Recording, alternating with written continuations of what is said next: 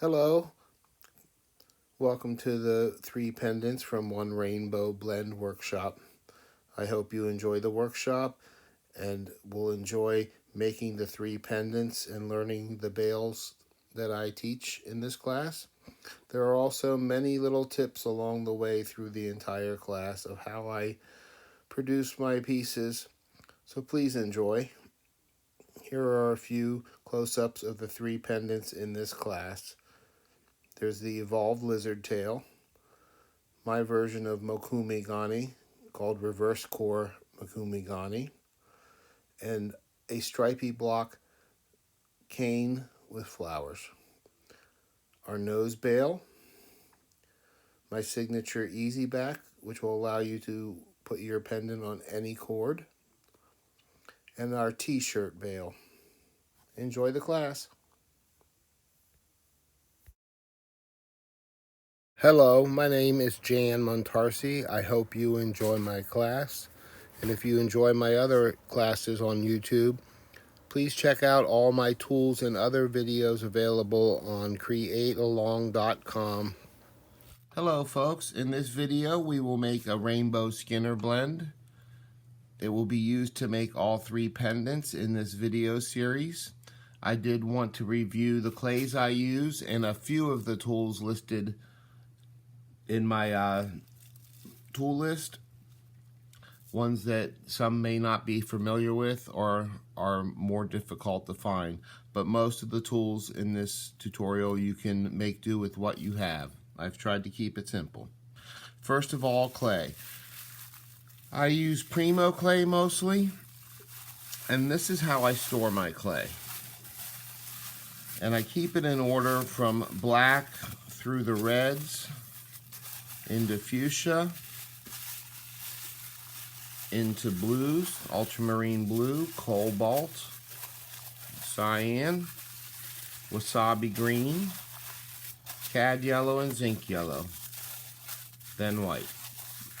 So as I'm using clay, when I need to open a new pack of yellow, I will mix it with this and sheet it out and have it ready. These are all made on the thickest setting on my pasta machine. I condition them on smaller settings and then bring them back to the thickest setting for storage.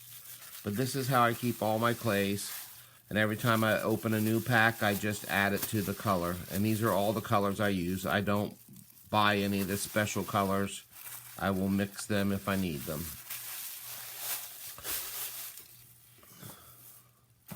I also use translucent. I will get to this in a minute, but I just wanted to show you. These are blend angles. These are a tool I sell.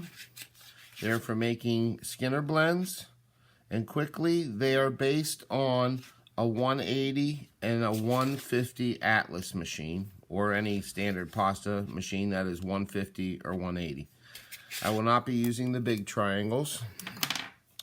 These 2 small triangles are for making rainbow blends.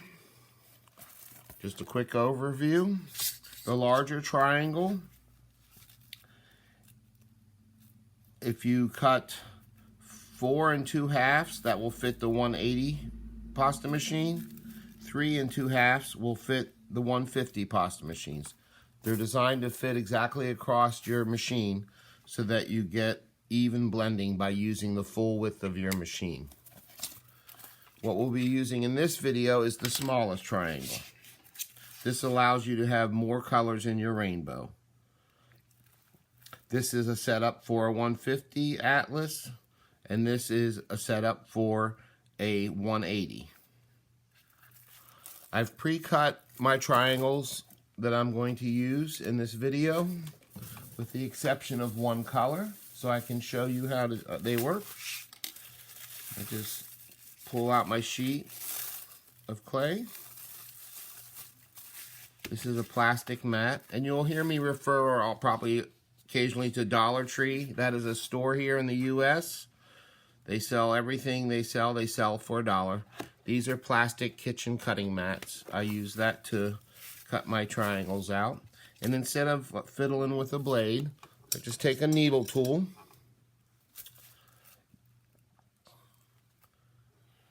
and press on the corner that you're cutting closest to. I'll cut one more of these, and that cuts out the triangles I need for my rainbow blend. We'll cut one more. Hopefully you can see this better. Trying to do this so that you have the best view.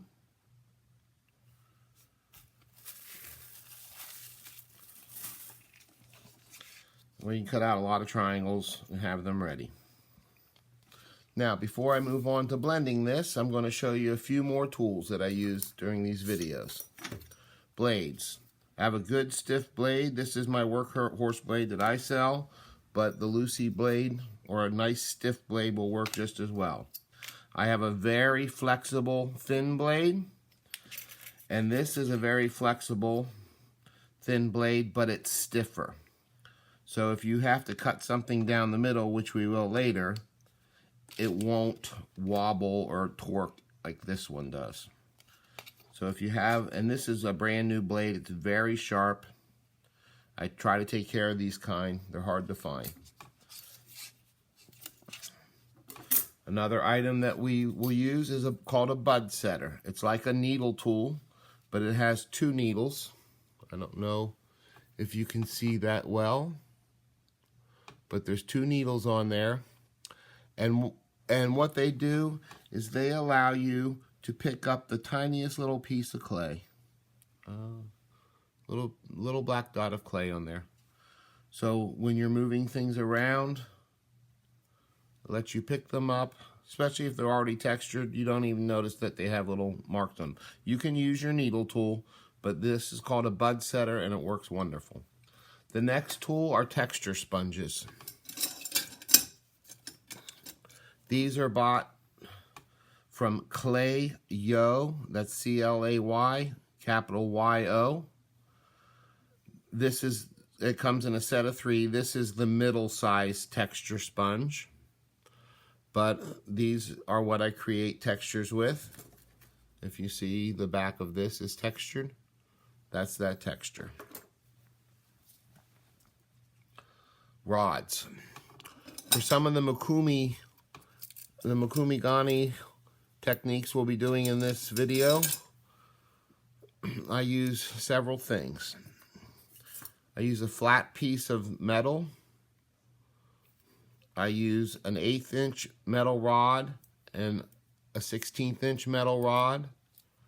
You can use bamboo skewers or a nail or something similar. And then these are fondant tools. There's a 6-star and an 8-star, and I'll use one of those or both. Domes. Domes for forming your pendants on. I have a massive collection. These are different sizes of ice cream scoops that I've collected from the restaurants that I worked over the years when they broke. You can also buy at stores bath bomb molds. These are stainless steel. For small domes, you can use a marble. And when we get to my easy back, the backing of a pendant, I actually have these. These are from the Food Network. You buy them at Kohl's. Some places you have to buy them online, but it's measuring spoons, but they're half hemispheres, and they're awesome for making my easy backs. Other things you can use: Christmas balls. That's the larger set of the bath bombs, or house light bulbs. Standard light bulbs, not the LED ones. Then this I took off of an egg steamer, and I use it quite a bit because it's got gentle curves and sharper curves depending on where I put the pieces that I'm baking. So, or one other option for one of the pendants. This is from Dollar Tree. It's a 3.5 inch by 4 inch little glass fishbowl vase. It's got a nice curve. So those are the types of things you'll need for doming your pieces on. Cereal bowls. I'm sure you have something in your kitchen cabinet that'll work just fine. The blend angle triangles I've already showed you. Okay, so now we're going to set up our blend. Now this blend, I'm going to be making 2, and then one of these would probably be enough to do the entire project, but I want to do 2 just so I have some extra. I can use it later for something else. So starting out here, I have cad yellow, fuchsia, cayenne or turquoise, ultramarine blue, wasabi, which is a bright green, almost has a neon quality to it. It's not neon green, but it's that bright. And then cad yellow, zinc yellow, cad yellow. One thing I do, I always add about 1/12 white to all my yellow. It bolsters it. It makes it stand up when especially if you're doing cane work and you have yellow next to a dark color. Sometimes there's a translucent quality in yellows that lets that dark color visually bleed into the yellow. So by adding a little white, it's like a barrier to that, and it bolsters your colors. So to set this up, very easy. Now you can make a rainbow blend any way you want for this video.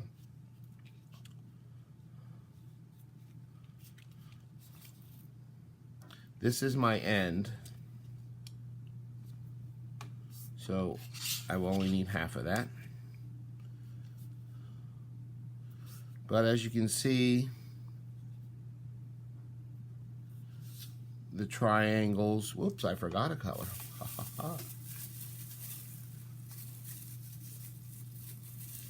And this is my pomegranate red from Primo. But as you can see, using the blend angles makes quick work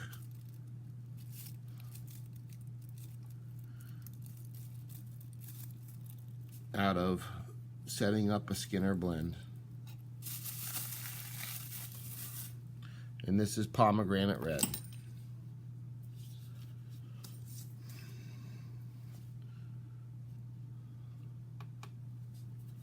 So there's one setup. I'm going to do the same exact setup here.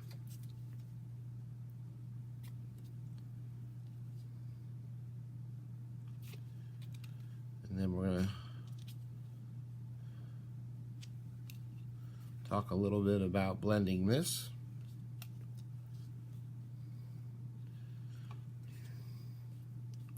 So now this is 2 layers. Now, whoops. So I will stack these on top, and by doing it in a different pattern, I would usually just pick up that whole thing and flip it over, but doing it in the opposite direction will allow all these pieces to stick together, and you won't have your triangles spreading apart in the pasta machine. If you're just doing one layer, you can take your blade, cut across the middle of your triangle lineup, and then just stack those on top of each other. Don't fold it close, stack on top, because that will overlap all these cut marks and it'll stay together in one piece. But I'm making a double for my use, and you can easily just line that right up in the middle and build on it, or you can, if your clay is really sticky, you can just line it up by stacking them. Now this is, I'm using a 150 Atlas. Any standard pasta machine, the less expensive ones, most of those are 150. And that's 150 millimeters wide on the rollers, which is about 5 3/4 inches. Now at this end here, I'm a little off because my hands are warm and the light is hot. But I'm going to add this in there, and I'll show you on the other side that this red is out past that a little bit, and that's fine because it'll just give me a little more pure red and it'll move my yellow over a little bit. I could fiddle with that and get it even, but I'm not going to. It's a rainbow blend, so it will come out good. So this is pressed together. Now, we're going to run this through the pasta machine. We are not going to fold it yet.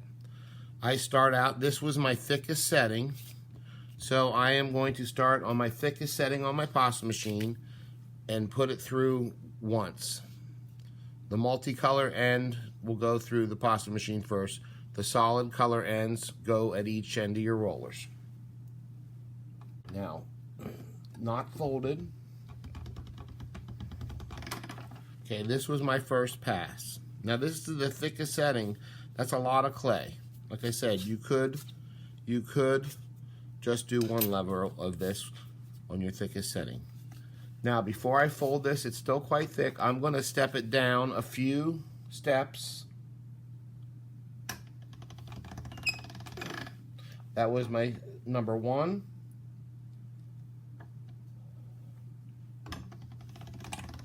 Your blend, match up your sides. Don't worry about the middle. Match up your sides and touch them down. If you need to, you can touch just the middle, but it's not necessary. But if you always line up your sides, the middle will stay in place. And I will do that. And to make this faster, I'm going to keep stepping down until I get to my number 4, because that will make my blend much faster. You can see that. Isn't that cool? I love that stage, and there's things you can do with that stage of a blend.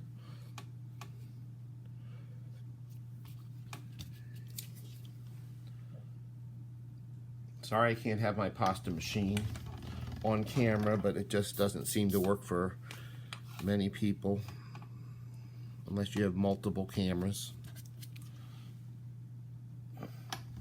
Okay, so I'm going to continue to blend this, and on my next video we will be making the evolved lizard tail pendant, and I will be back with a completed blend. Just blend it till it's fully blended, and it happens quite quickly, but you see, for the most part, my blend is staying nice and even. That's because I'm using the full width of the pasta machine. I'll see you in the next video. So I'm back. Now I've fully blended my rainbow blend, and we're going to change it. You can see how nice and bright and happy it is with the pure colors, but I want a more muted tone. So there's several ways you can change a blend like this. If you add white to the whole blend, it will make it a pastel version. If you add black to it, it will shade it and tone it down to a darker, more muted version. If you add mud to it, which mud is a mix of brown, it will just tone it down and mute the colors a little bit. So we're gonna first mix mud. Now how I do mud is I'm gonna take a very, very thin strip. You can see how thin that is there. It's a very thin strip the whole way across my blend that has all the colors in it. And if I mix this together, I am going to get a mud color. And a very little goes a long way. I'm going to put this through my pasta machine a few times. It'll mix it faster. Your mud may come out slightly different color depending on the colors you used in your rainbow. I'm really not trying to teach color theory here, but this will harmonize all those colors together and mute them at the same time. So, I have this tiny little bit. I'm going to roll it into a ball.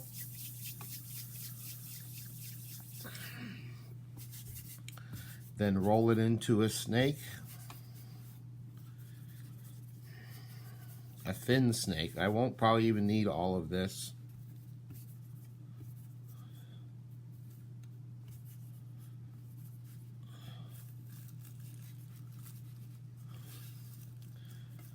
That will probably, this area here where it's a little thinner, I'm going to bring that over to the yellow.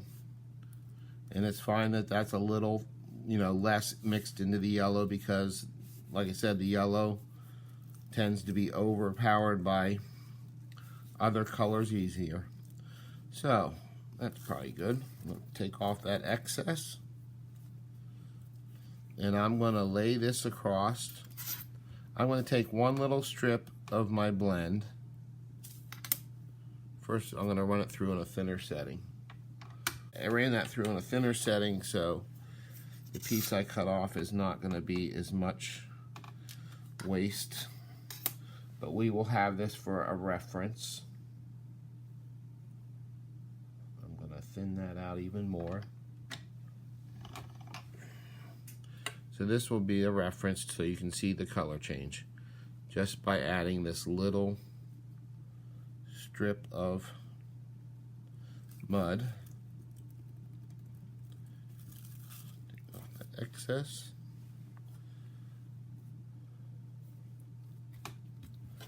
And I'm going to blend this again. And if it's not dark enough, we can either make more or add more. You can see that color coming through.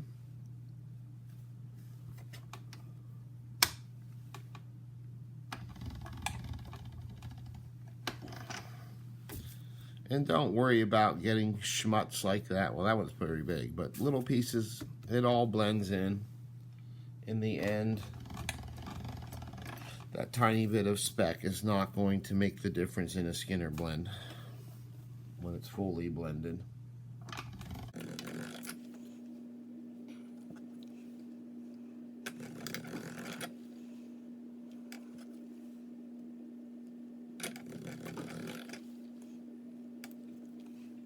Now, I'm going to be doing one more thing to this. I don't think it shows up quite on camera yet. So I will add just another thin little line.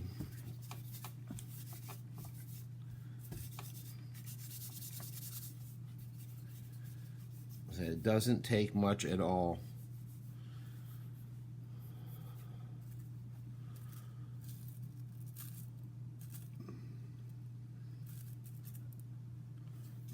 You can probably see it mostly in this yellow right here that it's changed.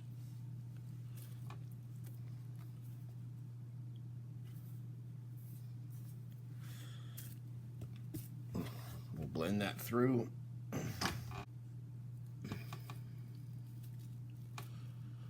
So you can see the original yellow is a bit brighter. Hope you can tell the difference there, and there's no glare. But the colors are just a little softer. They're not as rainbow bright. Now, one other thing I'm going to do is I'm going to also, you can add any color. You could take a strip of metallic gold or brown or copper or silver or even pearl. That would change that whole, just put a strip across and reblend it. That would change the whole blend to a different tone. I'm going to add some white. I want a softer, paler version. I don't want pastel. But that's how much white I'm going to add. Press that in.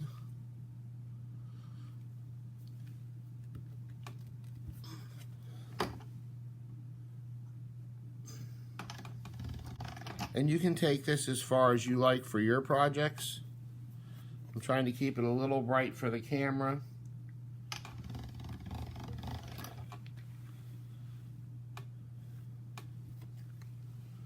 But using a little white also bolsters all the colors. It makes them, if you use a very little bit, it makes them slightly brighter, but you get to the point where if you add too much, you go to the pastel side. Now we're going to take our test sample here.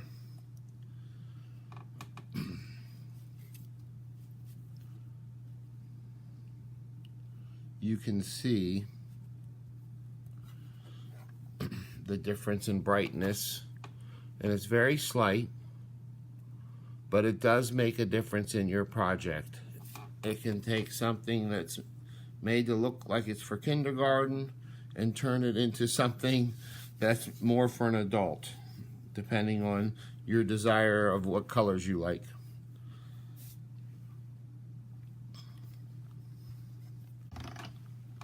Okay, now I'm bringing this back to thick on my thickest setting.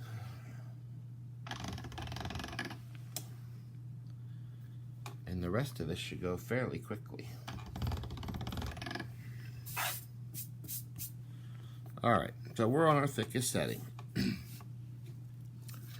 And I'm going to use my stiff blade here. It goes all the way across. That's what I like about my blades, is they go the full width across your thing, so you can do one cut. Now, I don't really typically waste clay, and I would just use this, but for the camera, I'm going to get rid of that little bit so we have a straight edge.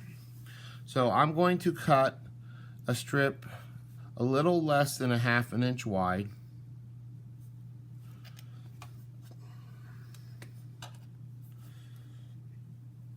And this is going to be for our evolved lizard tail. I'm also going to use some white. This is on my thickest setting. My white, I'm going to run through.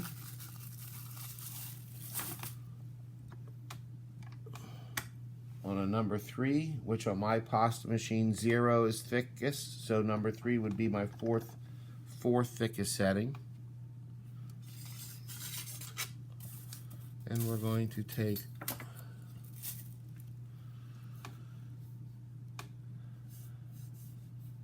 what we're going to do first, we're going to cut this into approximately thirds.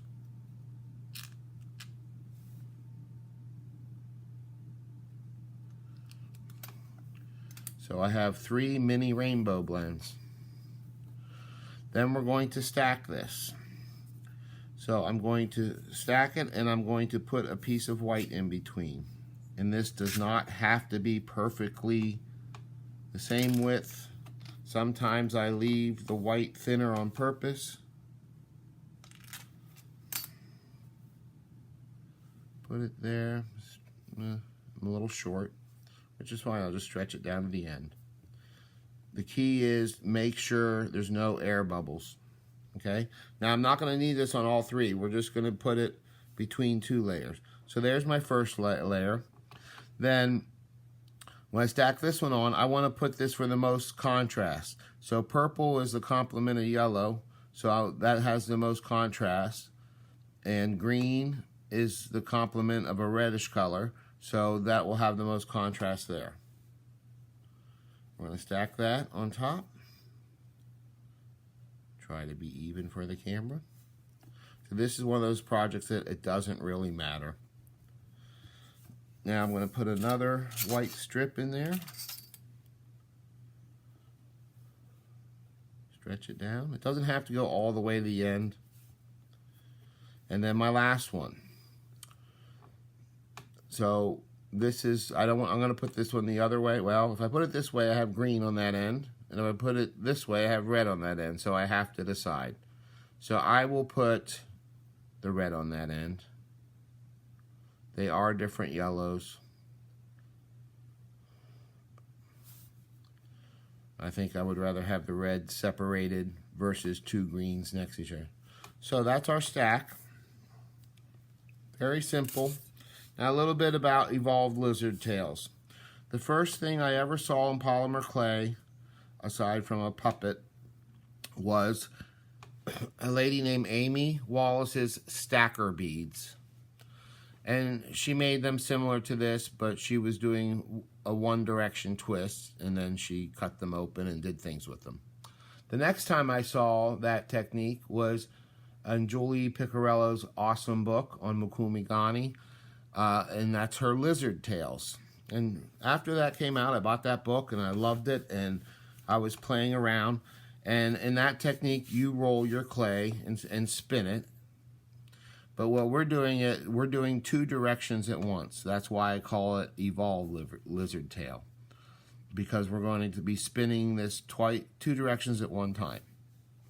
So first thing I do is along the cut edges where you see them all stacked, I just pinch it, pinch the other side. You don't have to close it all the way. I'm really just trying to get it more into a round log, and we will be manipulating this a lot. And they all come out good. The worst thing that can happen to you is you have an air bubble, because at that point you're got to pretty much start over. So there is our first step. Now what we're going to do, we're going to roll this. And as we roll it, we're putting pressure at both ends and pushing towards the center. Kind of like those bead rollers that if you put a striped piece in it, you get this curved tongue. See how that's curving around? It's twisting it, but it's twisting it from both ends. Now, things to watch out for. Go slow. I'm slightly pressing in with these fingers as I'm rolling too. I'm letting that clay hit under my fingers like that. I'm trying to keep it short, because this can spread out real long. And like here, I'm getting a bump. So I'm going to roll that in a little bit. I'm trying to keep it even. The more you roll it, the more twisted it is, the more your pattern will be intricate. Now, another thing that will happen, you'll start getting these points out. If you get a point that starts to fall off, just pick it off. Just pinch it off and let the new end develop. So I think this is probably good enough here. Now it's kind of long. I'm going to push it in as I roll it to shorten it up. Trying to use up all that. See, like that's getting too skinny. I'm just going to twist that off. Every one of these comes out different. I can get them sort of close together. Press that end in. Press that in. I don't want my pendant to be too long. This will probably grow just a little bit. So this is, let me find my ruler. There's my little ruler. This is 2.5 inches long, which for a long pendant, that's fine. It may grow a little longer, but we can take care of that if it does. So the first thing I'm doing, I'm using my finger like this on the board. I'm actually just trying to even this out. I don't know what is the better way to show you this, but oh, I know what I can do. I can come on an angle here. You can see I'm using the arch of my finger just to smooth it out and get any bumps out of it. But I'm trying to keep it from getting longer. Okay, you can see how I'm rolling that. Okay, once that's done, at this point I usually let it cool. But for the sake of TV time, I'm going to lay this out, and I'm pushing the ends down. Okay? I'm just kind of massaging it down. Now the ends are pushed down. You know what? I can do this on a tile. I think that might be best for your view. I'm pushing the ends down. And you can see how that's attached to my tile. Try different ways here. Oh, I'm backwards. Anyway, you got them all. There you go. There's a. So the ends are pushed down. Now, normally I would leave this cool and let it firm up. And this is where my expensive, flexible but stiff blade comes into hand. Make sure it's clean. And if you use baby wipes, that's fine. I use alcohol spray and paper towels to clean my tools, except for acrylic. Never clean acrylic with alcohol. Eventually it'll make it crack. And what I'm doing is I'm going to cut straight down as perfectly as I can down the middle. And I might start at the top and rock a little bit. I like to do it in one cut. Sometimes you can put water, just a slight mist of water on your blade. It may help, it may not. It depends on your blade. I'm going to come out here a little bit. And I'm lining this up straight down the center of that. And I really can't hold it and do it on the camera, right? But I'm looking straight down and I'm trying to get a perfectly even cut. This is sort of like a Natasha bead. Go slow. I'm rocking my blade.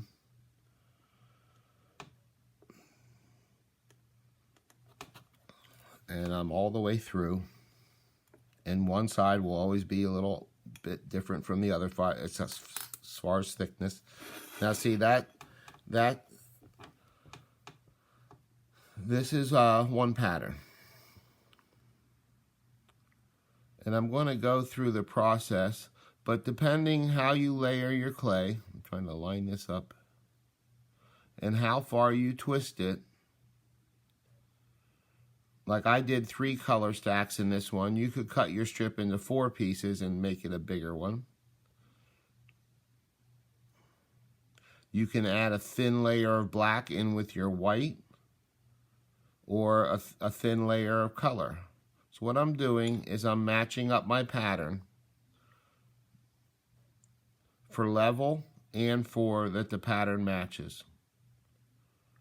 I'm just wiggling it around till I get it all nice and matched. We will be reshaping the outside.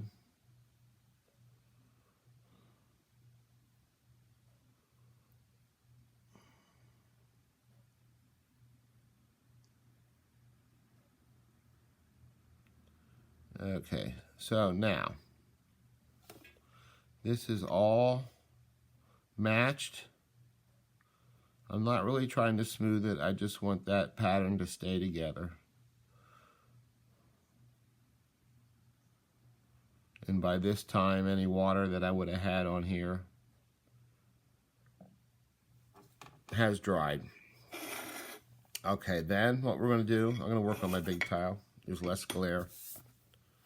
We're going to flip it down, gently press it down, press it together slightly. We're not squishing it. I'm going to pick it back up. There's a spot here where it's not closed. I want to make sure it's closed. Okay, so now it's closed. I'm not real happy with that end, so I'm just going to trip it off. The pattern's too tight anyway. This will curve this in a later step. So now we have this piece, and we have this dip where they meet. And if we just tried to flatten this out like this, it's going to flatten out in different directions. So I'm going to take some of this scrap clay that I had, and I'm going to roll it in a ball. That's probably too much.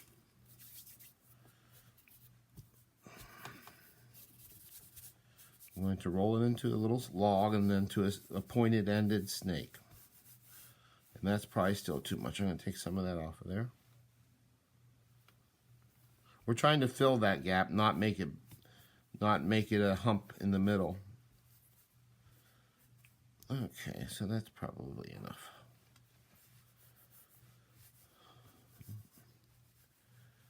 A little bit less. Okay, so that's about as long. And then that's just going to go in the middle there. Pinch off any end on the end if you need to. This is going to be the back side, and it's going to be covered, so it doesn't matter.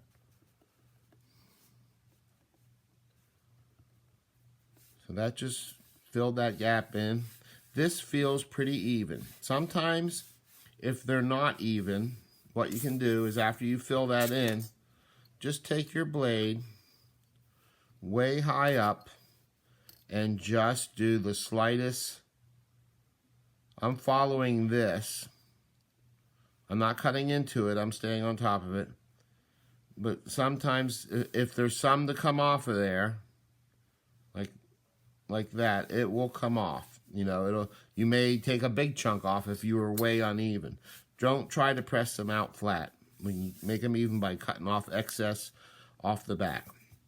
Okay, so now make sure my blade is clean. I'll pull this off the tile. And this is not one of my favorite ones, but it's nice. So the next thing we're going to do is shape this into the pendant. And the shape is pretty much there. What I'm doing, I'm trying not to pull apart the center. I'm going to grab a deli sheet.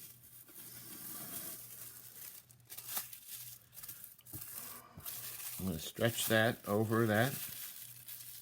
And the first thing I'm going to do is I'm just running up and down the center. Smoothing that seam. So you can see it's kind of thicker here and a little thinner here. And I don't think it's because there's any less clay there. This just got pushed out on a different angle. So now I'm massaging the sides down towards the table. And like here, like I don't like, if you can see that on the camera, there's like some garbage there at the end. So I'm going to undercut that a little bit. And then pinch it together and down, just to round it off a little bit. Make it look even. That's good. And this one has like a long tongue, so I'm going to just undercut that a little bit, just a tiny bit off. We want a nice long oval. I don't like points on the ends. Okay, kind of like a tongue. And put that back down.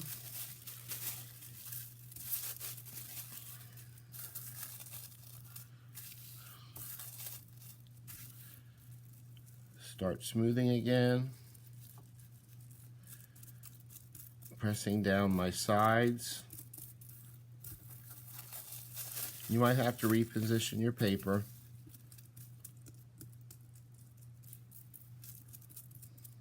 This is really very easy. Just use a light touch. Smooth a little bit. Now, it's still a little narrow through there, so I'm going to try pulling that out. But do everything you do evenly. I can look at these lines here and see that they're staying in the same pattern that they are, which is mostly straight. That gives me a good, like if I keep pulling on this side, that blue area might start warping over there. I don't want that. I want to keep it nice and even.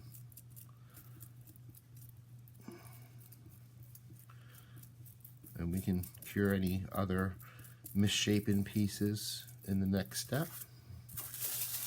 And I go through this a couple times, maybe not just all once. I might come back to that step. So now I'm going to turn it this way.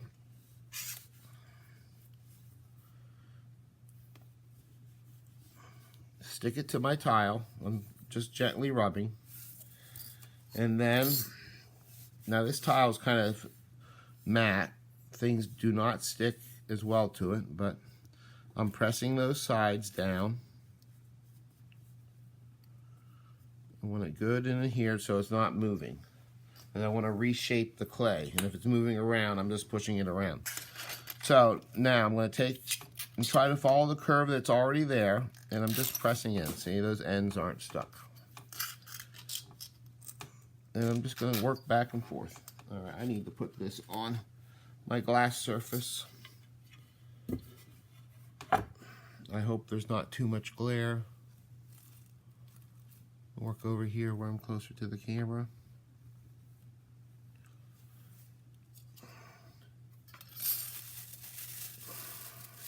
Smooth this down some more. I usually work on a tile when I'm doing this, so I don't have to take it off after I do this first step, and it's adhered really well. All right, so now we have our flexible blade, and we're just curving, slightly pulling in just to shape this. And I might round off the ends. That one can go in a little bit. And at some point, you might decide which is going to be a top and which is going to be a bottom. So if you have the bottom, say this is your bottom, it's still slightly thicker there. You may not notice it on camera, but it is still slightly thicker than the top. That would give your pendant some weight at the bottom. Visual weight, anyway. So I'm going to curve this in a few more times. Make sure your seam is nice and closed. And sometimes it looks like it's not closed, but that's just a visual line of color that was on the outside, and when you put it together, there may be a little line there, but that's actually the edge color of the clay. It's not that it's open. All right, so I'm looking to refine this a little bit. If you can see this area here, just kind of wiggled over that way. I'm just going to push it back straight. I'm using the center line and these two rows here to make sure my pendant looks visually straight.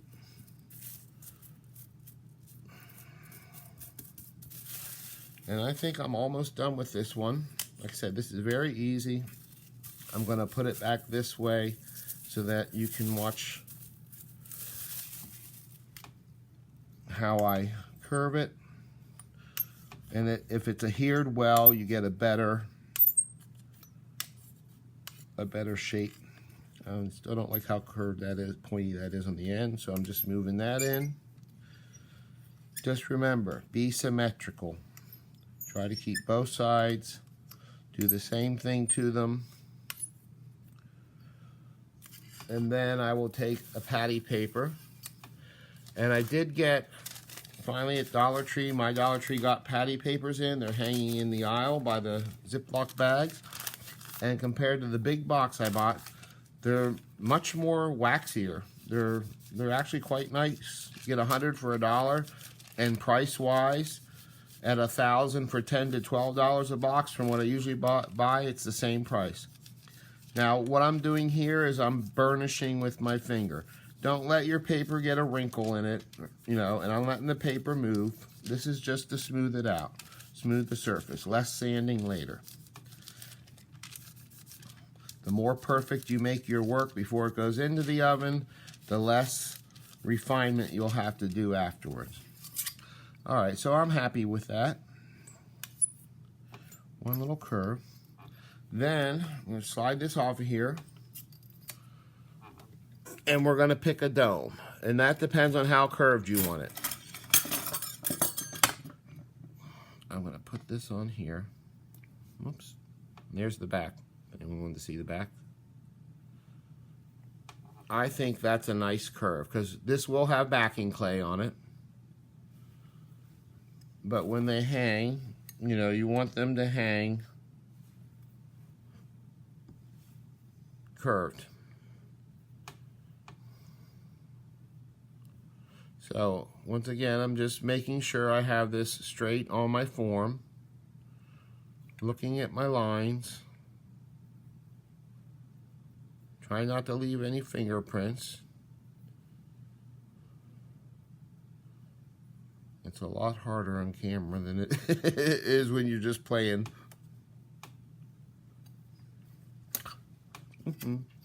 Just cut my finger a little bit.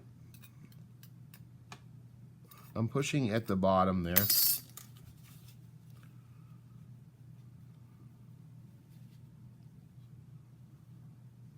All right.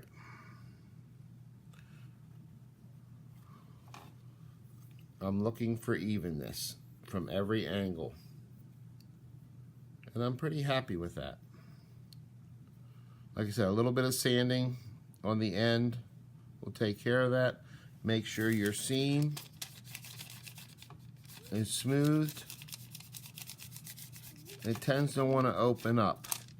And the reason it does that is because as you're rolling it in the first step, you're putting hand oils on the clay. So they sort of act like a resist.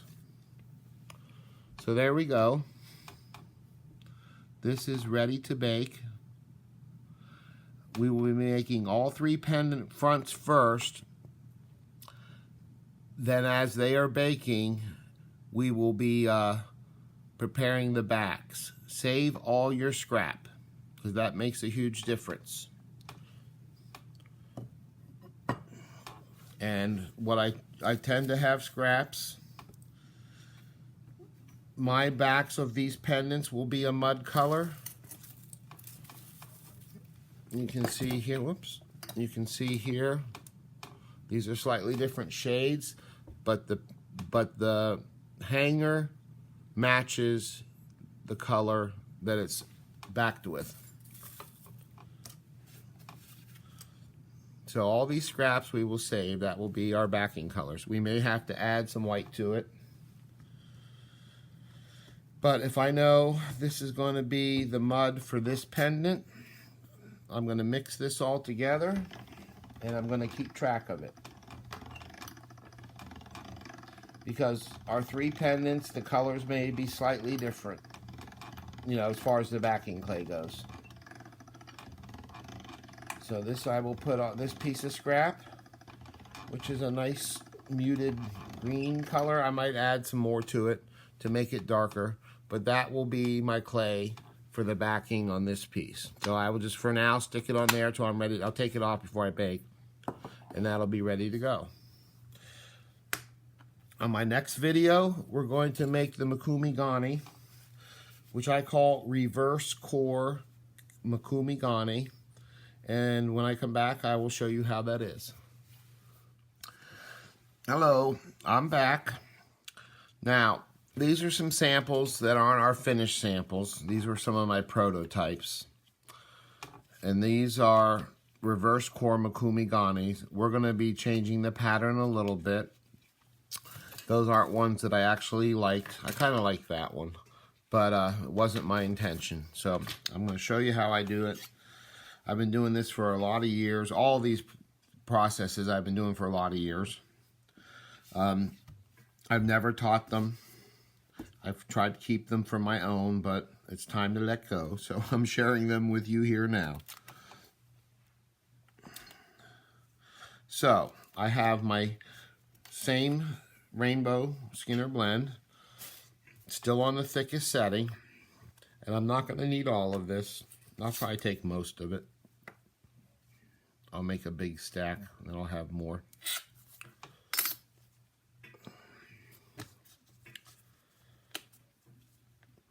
I'm going to roll that through my pasta machine on a little bit thinner setting. Right now, it's on the thickest setting. I'm going to take it down to number 2, which is my 3rd setting. And I think I might even go a little farther. I have a bunch of pasta machines and they're all different. So I have to sometimes remember and just, I usually judge things by hand. So that's a number 3 on my pasta, which is my 4th thickest setting. I'm going to stop right there for right now. And then I'm going to roll my white a little thinner than that. I'm trying to get it to the same size or close to it, so I'm going to stretch it out here a little first.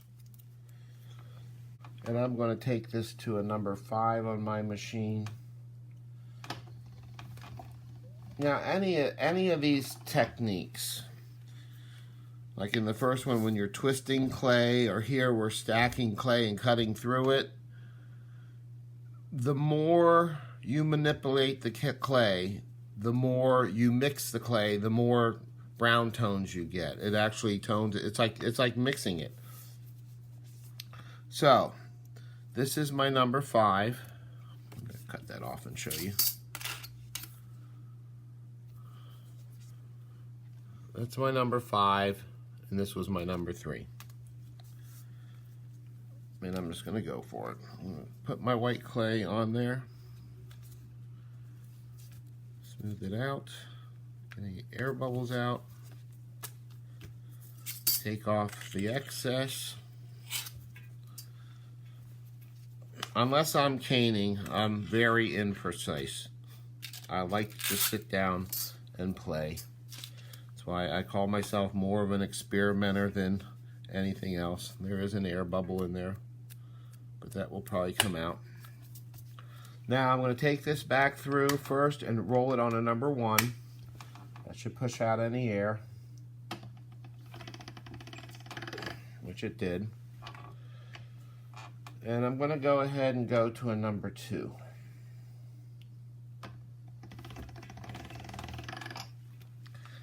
We're going to be cutting this up and making a stack. And what I'm looking for are rectangle. We're going to be making a rectangle stack, probably 3 by 4. If you need a ruler, use one, but 3 by 4. Or close. So that would give me probably cutting this, and that will be our finished stack before we compress it. 3 by 4. Okay, so now I have 2 different versions of mini blends, and we're going to stack those. Bluish purple as opposed to red there.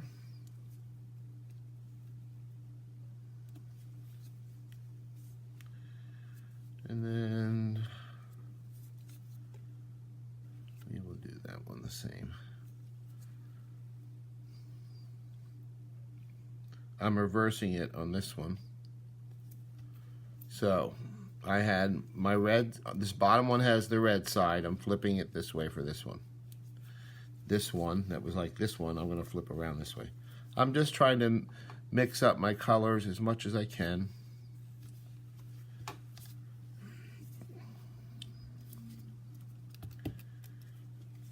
Now those still feel pretty thick, so I'm going to peel these apart and take them back to my thickest setting, roll them through.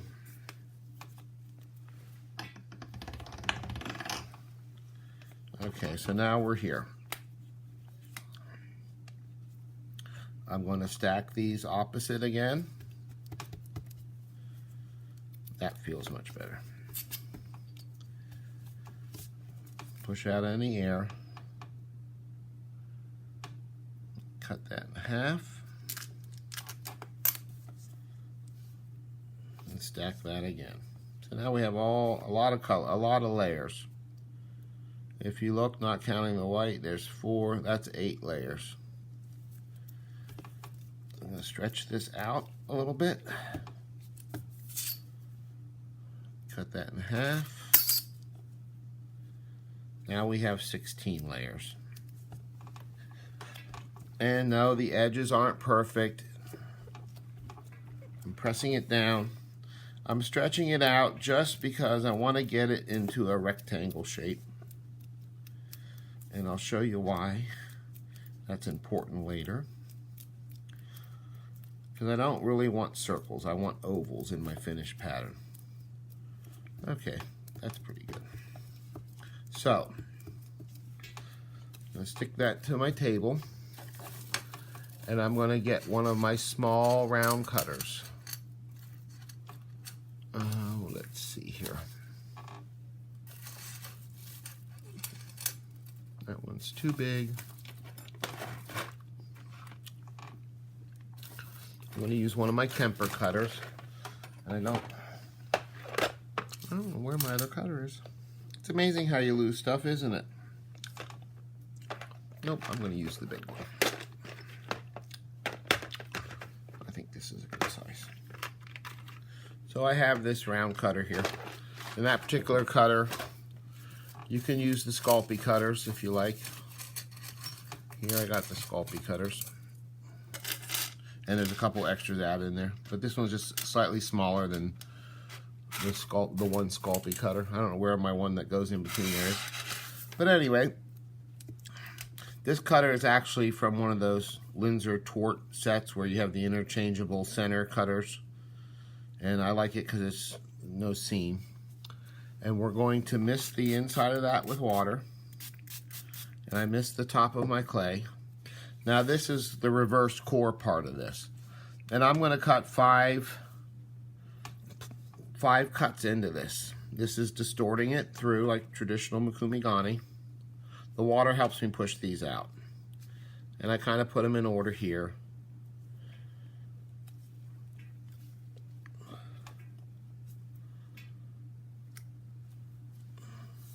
And one in the middle.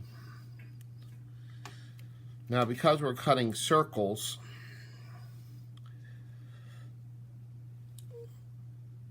you would think that we would have circles when we're done.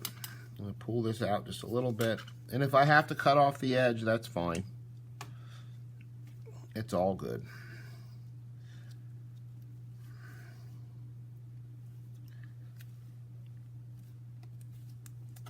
Okay.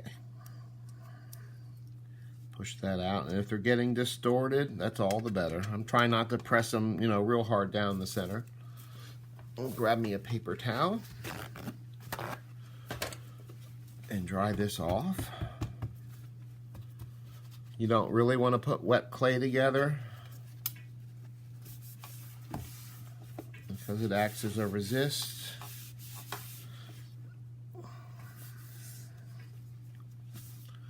All right, so now our layers are made of small rainbow Skinner blends. So all the layers are different. They're all in different orientations as much as possible. So when I cut these plugs out, if I put them right back in the same hole, that's fine. But to get more color variation, I move them around. So I'm going to put this, and I flip them over, which also makes all your colors within that hole on different levels.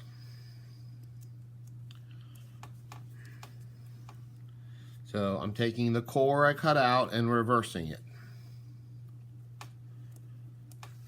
And these two I'm going to flip.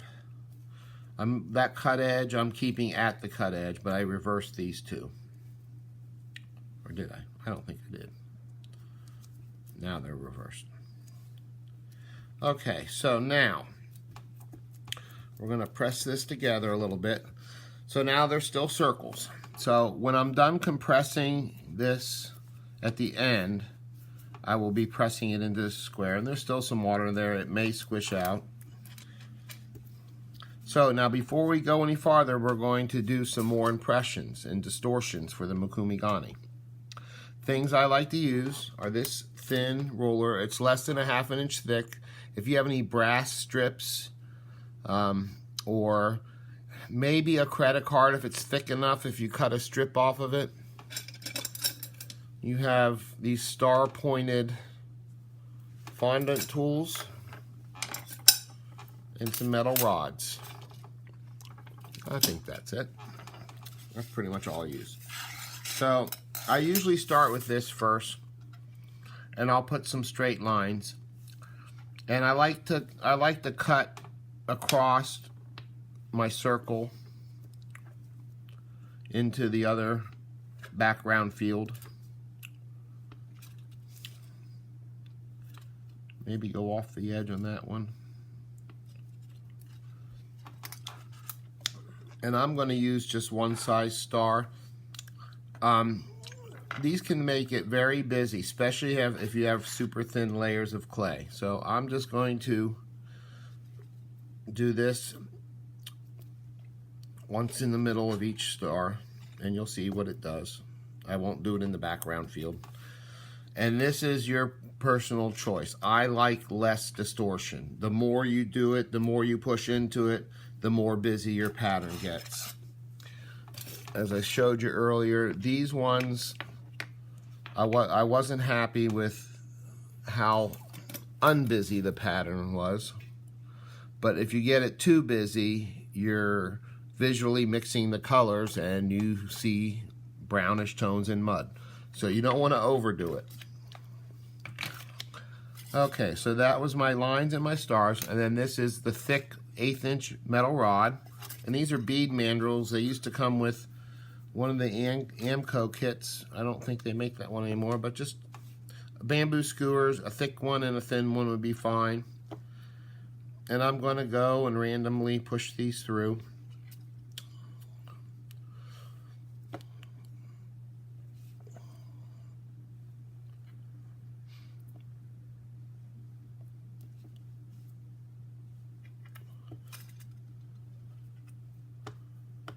And I'm going all the way to the bottom. Sometimes when I have a lot of scrap clay, I'll put a layer of scrap clay, then a plastic wrap, then this. That way when I'm pushing through, I'm really going through all the layers. It doesn't make a huge difference, but I think it gets you a few more usable slices off the bottom of your stack. All right, I think I'm happy with that. And then I'm going to go to my thin rod. Oops. I forgot a star. This is where I would want to, push through a little farther with these to get through the bottom. I don't like flipping it over and pushing up through the other side. A lot of people do that and it gives an effect, but that's not something I do. Okay, and then I'm going to take my thin 1/16 inch rod and fill up some of the spaces. I might put one in some of the insides of the core circles. Get in some of these tighter areas.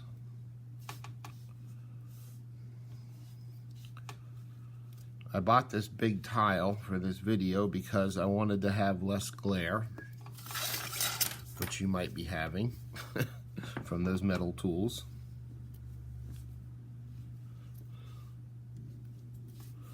I'll put one in there. I'll put one in every one of them. We'll see what happens. All right, so a few more over here, and I get up to the edge.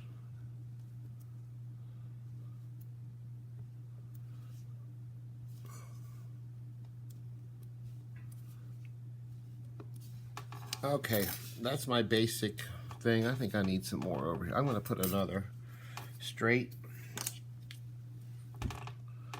cut here. Fill up that space. Oh, my thick rod. I think I want a few more here. I think that's better. And then a couple more small ones. Okay, so now we're going to compress this block, and we're going to compress it. That water, you can see how that opened up. It's still damp in there. I'm going to flip it over, do it from both sides.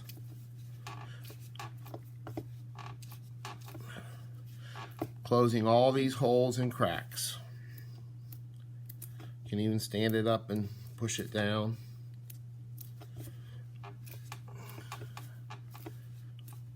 I like to sand my pieces. I like them perfectly smooth. And I know in some techniques of MOKUME you leave the holes open, but our background on this will be scrap clay, because I like to use all my scrap as I go. I think it's really unnecessary to build up large amounts of scrap. I'm getting a dimple, so I'm going to press these corners down from the back side. But as you can see, as we press this from a rectangle into a square, we then get oval shapes instead of circles. I think the wiggly ovals are much less intentional looking.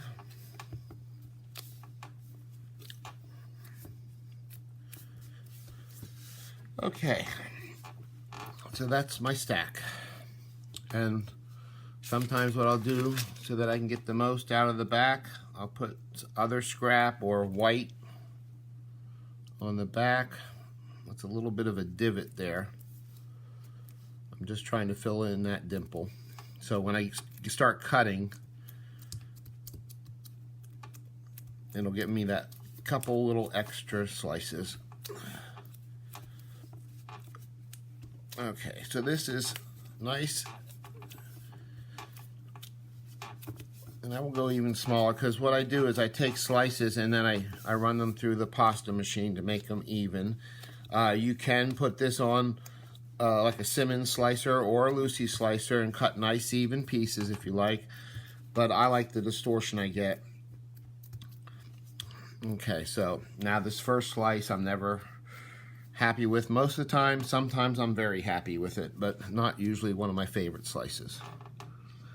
So I'm pulling my blade out to keep it straight, because this is very warm. There's our pattern on that first slice, and they change as you get in there. And I'm cutting these slightly thick, but you can see every pattern that actually stayed round there in the center. I'm going to take a few slices and see what we get, and it will change because of all those different directions. Your colors will change. I've done this in translucence, like there. See how different they are? I like that one.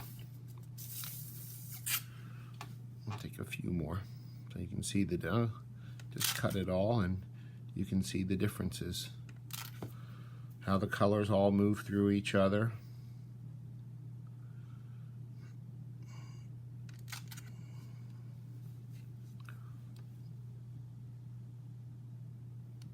Now that one I trimmed wrong. I can save that for earrings or something. But these are all going to be pendants. Getting down to the thin part. There's usually a side I like more than the others. And you can, when you're making your rainbow blends, you can leave colors out. You don't have to use all, 3 or 6 colors of the rainbow, the 3 primaries or the 6 colors with the secondaries added in. Leave the green out. Leave yellow out. You'll change your whole tone of your slices. I'm going to try to get one more out of here without cutting myself. I'm wearing gloves because in the last video right at the end, see, I cut into the white. Now we'll save that like that. We'll use these ends in the next project. So now, first thing I do, these are kind of thick, so I will pinch it down slightly. We need these to be at least big enough to cut our circle pendant out of. And this is the largest Sculpey set of circle cutters. This one, I don't know where I got it from. It's slightly bigger. I use that quite a bit. And this one is the top off of, they used to sell Wilton little treat containers in a box of 30 for weddings. And this is nice and thin and smooth, no seam. I like using that one a lot. But we will be sanding the edges, so if you have a seam, it's not a problem. The other thing, now you can see in this one, that's because of the moisture, because I'm rushing through. But one of the things when we're going to make this round pendant is the curvature of the dome. My easy back, which I don't have a sample in front of me, unfortunately. We want a high dome, because my intent when I created the easy back was to be able to have larger, highly domed pieces, so that when you're wearing them, the edge, fades to the background. Kind of like, I describe it as an infinity pool. You want the edge to stop. I didn't like using bezels. I couldn't find any bezels I liked. I couldn't figure out how to fit them into the bezel and have them domed. So in the end, I decided I don't like to have a bezel. I like the art to go all the way to the edge. And having the high dome If you did it a double-sided, it would be quite deep. I mean, that's pretty deep to be wearing as a pendant. So I like the highly domed one-sided pendants, and my easy back allows you to wear it on any coin, any cord or chain or wire. But anyway, so when we're making these, the dome is really important that it's a hemisphere for one, and that you go with a dome a little smaller than you think. You don't want a shallow curve. You want a nice, deep arch. So this first one, I like this one. I'm going to run this through the machine once on my thickest setting, one direction. And then I'm going to go down one, and I went the same direction again. It's getting wider. And I'm going to go down one more. I don't want to go too big. I don't want to lose my pattern. But I have to have it big enough. See, now that I went probably too big. I went to my third setting, which to me stretched my pattern out too far. So I'm going to pick a different one. This one's nice and thick. I'm going to pinch this down, and I really like that orange in the middle there. And it's kind of coming away because that water, usually when I'm cutting up my cores out of my original stack, I leave them fully dry before I put it back together.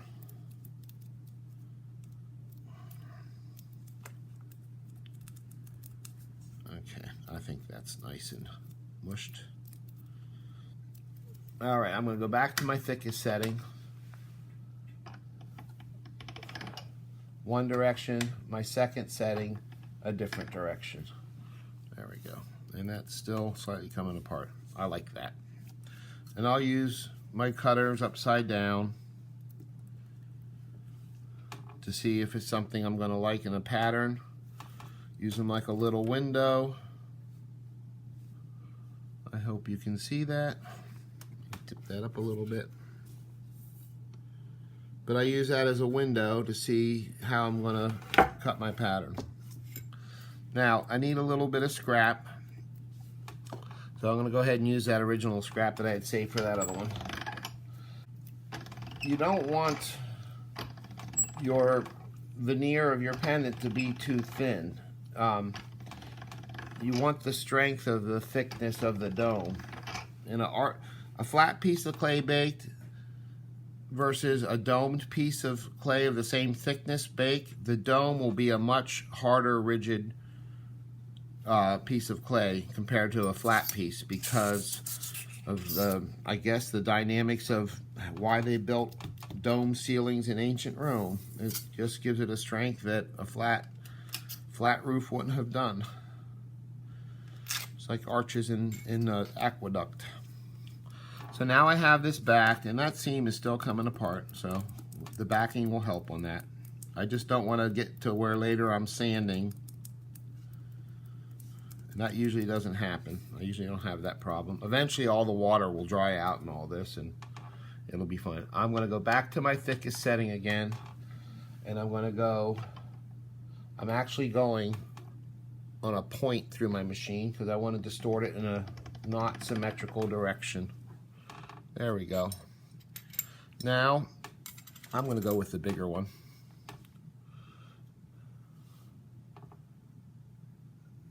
You can see those stars, and then some of these little ones that are left little, they actually look tan around them, and that's, as I said earlier, the more you blend these colors, the more you push them through each other, you're mixing them, and they eventually will turn to the mud color. But this one's nice and bright. I'm going to get a deli paper.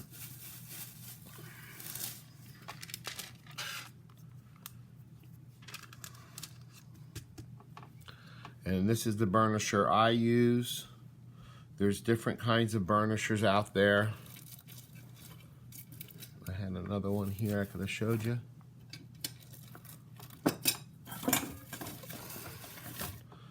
I will start with this one. And I'm just burnishing.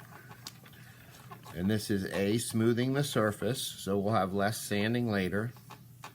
It's also pushing out any air, and it's evening out the thickness of my clay if I didn't roll it through the pasta machine.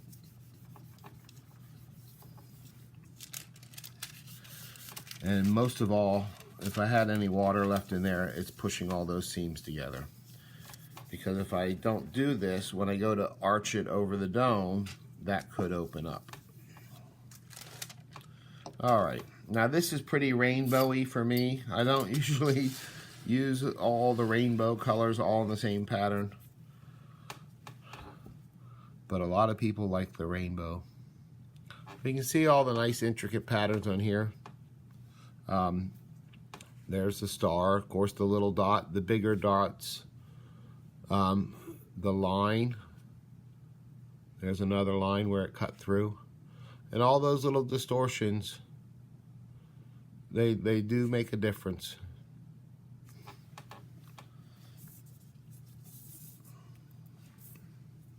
So now I'm going to take my circle cutter and decide where on this pendant where I want the pattern to be. I don't like to have that right in the center because it looks like an eyeball. I want visual weight. So if I have that circle below the center, that would probably end up being the bottom of my pendant, because visually the weight would, you know, make it look like it's down there. So if I put that a little bit farther down, just checking some other. Sometimes I like to go over 3 circles, and then I have to decide later where my visual weight bottom's going to be.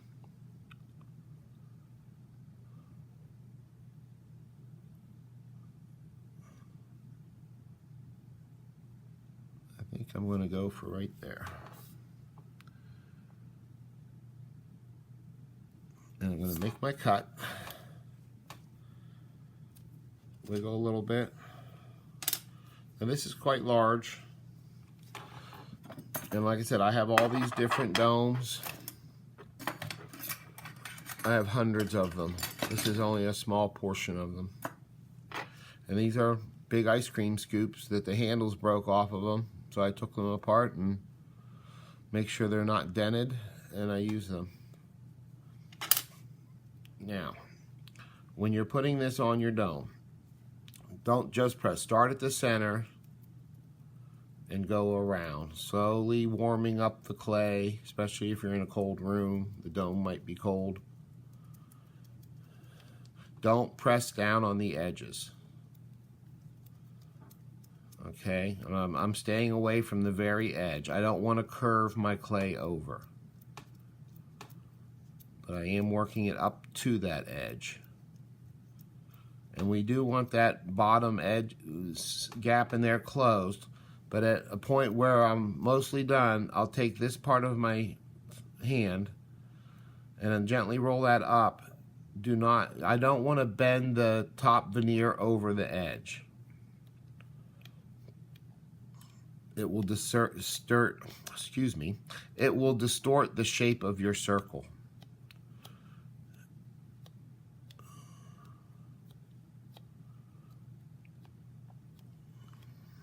But you want it all attached also, because if there's a bump out, that will also distort the shape of your circle.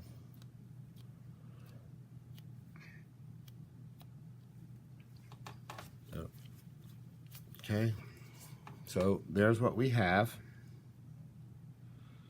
That is ready to bake along with the other one. Let this warm up a little bit. Make sure there's no divots. It's very nice and smooth. And gloves do help. I have very rough hands. I have 6 dogs. Let me show them. So I wash my hands about 500 times a day. And there we go. That's ready to bake. Okay, I'll put that with the other one. In our next video, we will be making a flat pendant. So we have a domed pendant, an arched pendant, and we will be making a flat pendant. See you shortly. Okay, now, moving on to this pendant. Like I said, it has the t-shirt back, and we'll do that in the next video after we make this. I'm going to move this out of the way, and this is how I stored those extra slices. I put them between on one half of a deli sheet, and then I just close it up. And I have art boxes, and I just lay these in there, and they stay great for a very long time. Now, this, compared to these, are a much more muted blend, and that's because we're going to chop up and make a striped blend for this, which will, in essence, be mixing the colors more, which will in turn make the colors more muted because we're making more mud color in the mix, just by the virtue of chopping them up and mixing them together. So I'm going to use this piece as scrap, and I'm going to use this piece. Now out of this piece, if you look here, the green and the yellow centers I took right out of here. So I'm going to take a little piece of yellow off of there. So I have that. And I'm going to take a wedge of my green. And just that little bit will be enough for one pendant. The rest of this I'm going to use in my striped cane. So first thing, now this is already quite mixed, so I don't want to chop it too small. Let me get a stiff blade. And other tools we'll be using for this, these are Kemper cutters. This is the small petal. It's bent to a point at one end. Hope you can see that on the camera. And this is just the small circle cutter. This comes in a mini set, and this comes in a set of graduated petals. The leaves we cut by hand. So what we're going to do is take a stiff blade, and we're going to chop. Now this has already been mixed slightly, so I don't want to chop it too small. And because I had all that white in the back, I probably won't add any more white into the mix. But we're going to chop this. I'm going to chop this. Like, oh no, there goes my... Look at that, isn't that cool?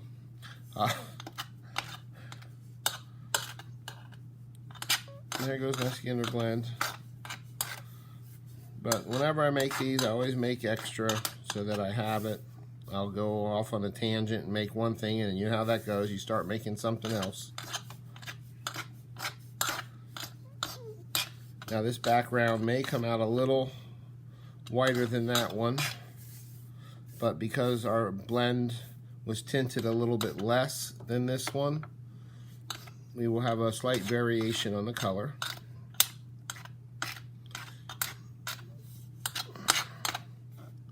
Like I said, I don't want to chop this too small because all that stuff that's already small will get muddy very fast.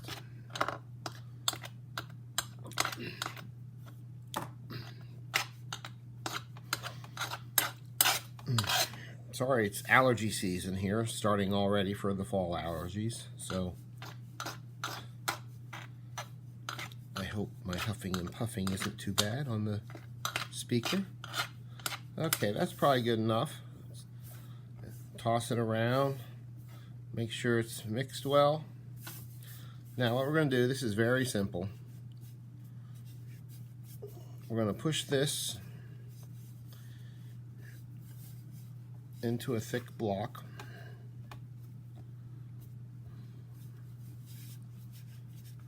And compress it to get all the air out of it.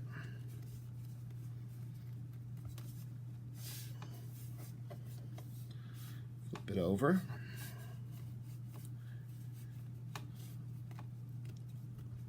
Pressing in with my fingers to press it together real good. And I'm going to press it kind of flat. It's still kind of thick. See how thick that is? Press in the edges. Make sure I don't have any crumbly pieces falling off. Like that. Now, I'm going to put my pasta machine on the thickest setting, and we're going to run it through one time, and that's once. I'm going to cut this in half and stack it and run it through a second time. That's the second time. And then we're going to cut it in half one more time and do it one more time. Now we have these nice kind of long mottled look, and that's something that you could make something out of just like that if you like. We're going to turn this into a loaf. First thing I'm going to do is I'm going to cut it in half this way and fold it over. And what we're looking for are these stripy lines. Now you see, when I folded that over, I kind of got a mirror image going here. I don't like that, so I'm going to either turn it one way or totally flip it the opposite way.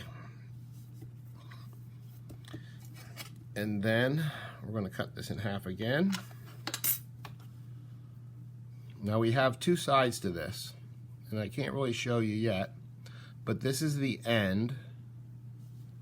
This is the end, which is speckly looking, which you could use. And when you see when I cut into that other side, you'll see the long stripes. I'm going to cut this one more time.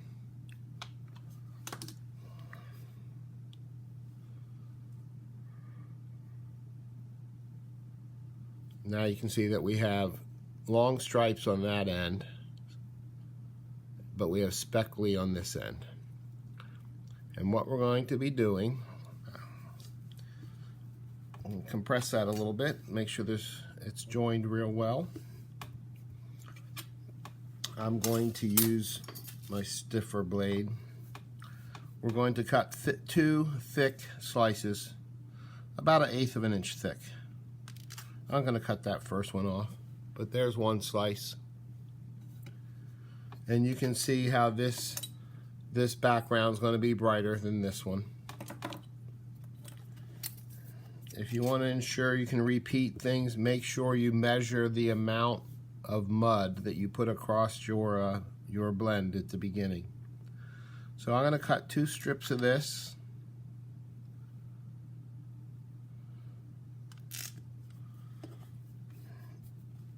Save that for later. Now if I put this together this way, it's like mirror image, which gives me a brown stripe right down the middle. I don't really want that. I want to keep them so that it's variegated more. And I'm pushing these together, and they're pretty much the same height. Let's grab a little patty paper here and burnish that center line. Stick it all together. Take it off my work surface with the blade. And first we're going to do is run this through the pasta machine on the thickest setting this way. We're stretching the lines long way, and they will, by virtue of spreading out wide, get a little wider. So that was one pass. I'm going to go ahead, and each time I do this, they will get a little straighter also. Same direction. Push this through again. That's my second pass. I think I like this side better. I'm going to go down one more. I'm now on my number 2, which is my third thinnest setting. And there I'm getting some nice stripes. Sorry for any glare.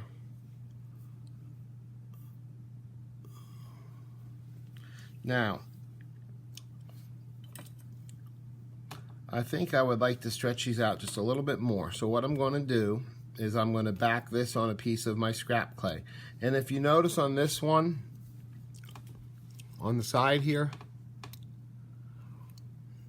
we have our front veneer, a mud color that's a little darker, then another lighter mud color, and then my backing color. I like to build them that way. I used to try to, you know, have it be all the same color. And what would happen is just by rolling your clay out and having it on your work surface, where those two layers of clay would go together, you would actually get, say you had two layers of white put together, and when you sanded into that to make it smooth, where those two white pieces were joined together, you would see a line of dirt, and I could never get rid of it. So I just went with it, and now I just slightly vary the colors, and then that's not a problem anymore. I do that on a lot of my, I don't have any here, but I do that on a lot of my pieces, on the flat pieces like that I sand. So what I'm going to do here, I'm going to roll this out on a number 2 also. And I'm going to lay my sheet on here and burnish it down, make sure I have no bubbles. Then I'm going to go back to my thickest setting and put this through my pasta machine the same way again, along with the lines. Okay, I like that. That straightens the lines out even more, and I like the size they are. And it's as wide or wider than this, so I know I have enough to work with.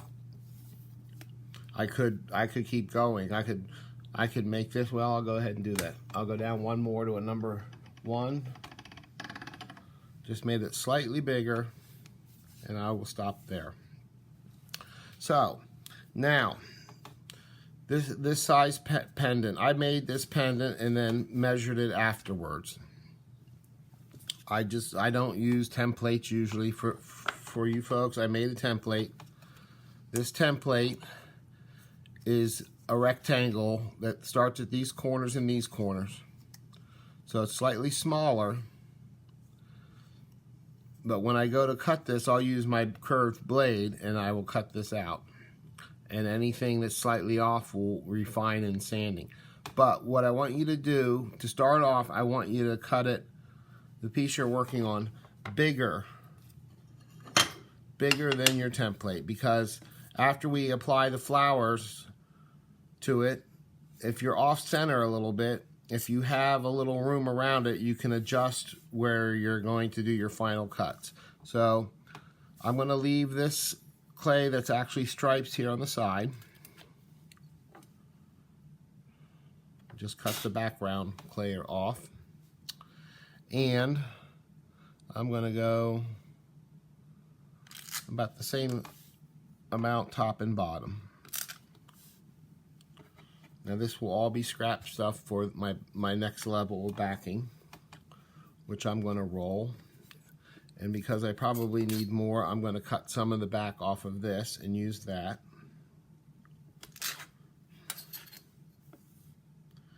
If you want to see that speckly end again, I'll show you that also. So here's the two differences. One is short and speckly, that's the short end. And the long end is these stripes. Whoops.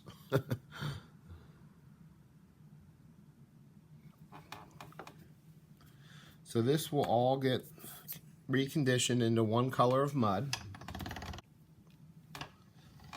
Trying to avoid air bubbles. This is pretty thin. I mix it on a very thin setting, but I always make sure I put it in the right way so I don't get air bubbles. I'm going to bring this back to the thickest setting I can for the amount of clay I have.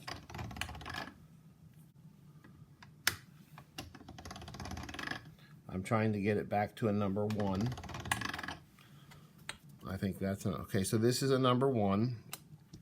This little oddball edge that's uneven, I'm going to cut that off so I don't accidentally go where it's uneven.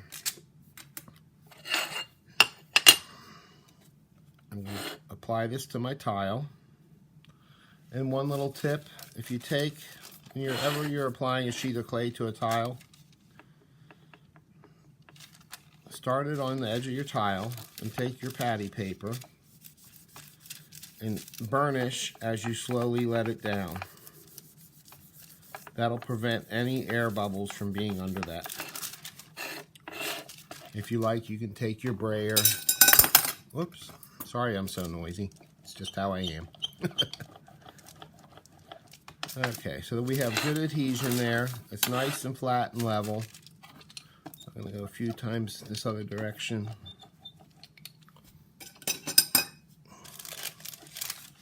Okay, then I'm going to take my stripe sheet and lay on top of that. And you can do the same thing with a patty paper. Let me get a fresh one that's not wrinkled.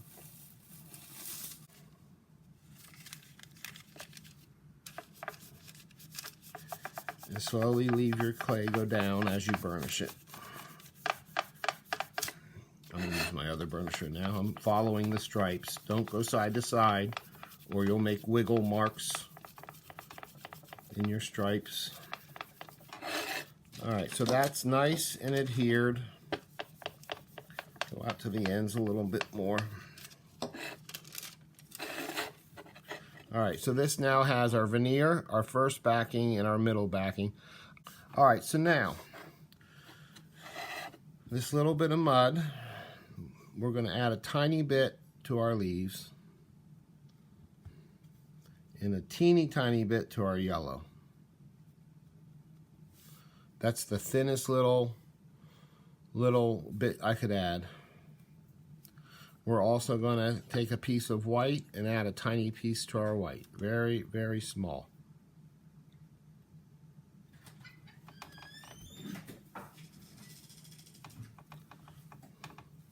And we will blend all those colors together. I'm going to do it on my pasta machine. It's a lot faster.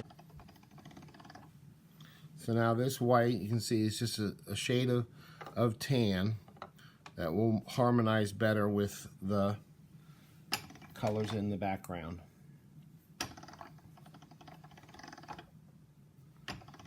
And I'm on a number 4.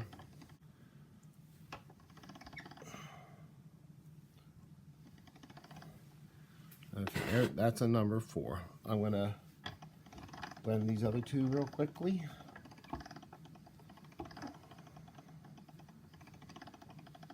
And if you like, you can leave your green variegated if you like for this. I'm going to make mine blended all the way. But it just adds another level to your leaves.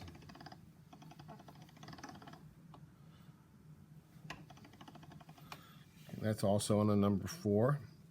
And then the yellow. The yellow I'm going to bring back to a number 3 because I want that a little thicker.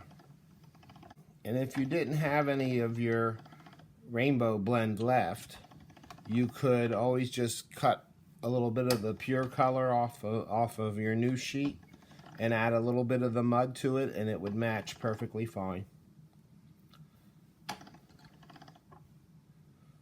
Okay. So now we have our petals and our leaf colors and our centers. And just to lay them on there, they all harmonize. So our next step is going to be taking our texture sponge. Now these are both the same size pores. And they look different. It's just the color's the only difference. So what we're going to do is we're going to texture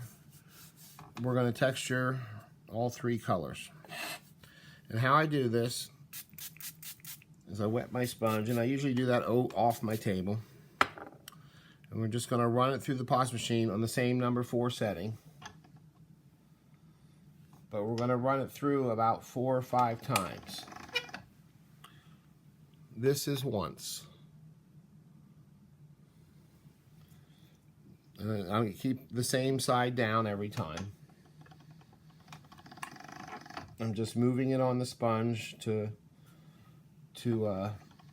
change where it's hitting on the sponge texture. And each time you do this, you are building up the texture. And it makes it a much finer, softer looking texture than just doing it once.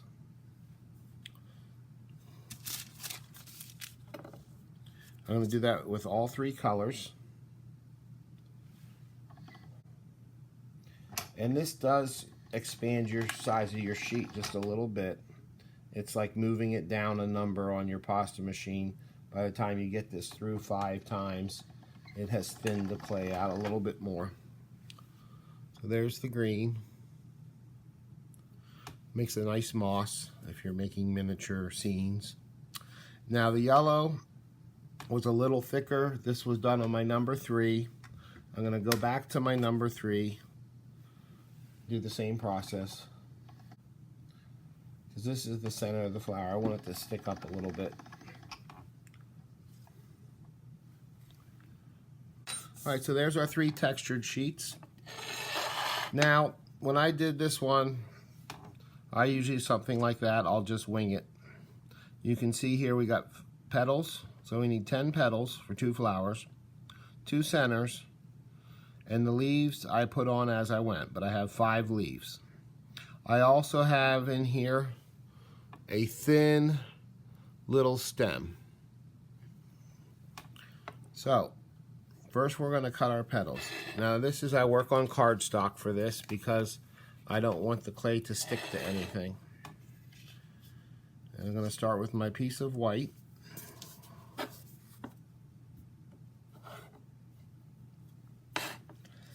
And I'm going to mist my sponge again and lay it over my white clay, and I can see good enough where it is. And I'm going to cut right through my sponges. This will not cut your sponge. If you use a blade, it may, but I've been using this sponge for years, and there's no holes in it. So I'm going to use this, and what this does, let me cut a few of these here. 4, 5, 6, 7, 8, 9, 10. I'm going to cut one more because I think I messed one up. 11.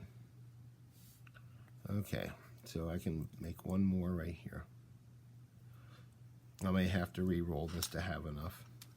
So what that does, now I can peel this off and they all stick to the paper. One stuck in the clay, but that's fine. But it makes the edge, let me get this fellow off of here. It also textures the edge of your cut. If you can see that. So it gives that soft textured edge. Just like when you cut with a plastic wrap around your edge, it does the same thing. So now this is where my bud setter comes into play. Now this one is where I messed up. I cut over top of 2, so those are no good. But first I'm going to loosen these all from the paper, trying to go underneath them with the bud setter.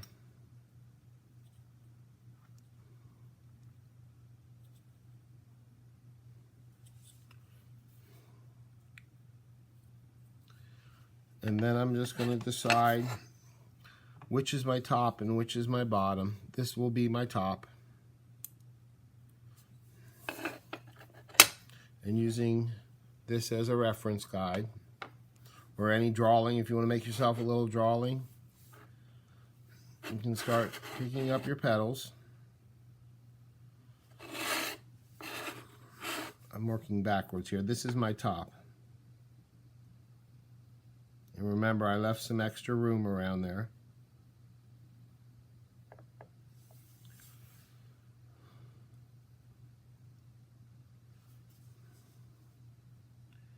I'm just putting these, I'm not trying to pat them down yet, but you can see I barely touched that clay, and this little cutter picks up the clay.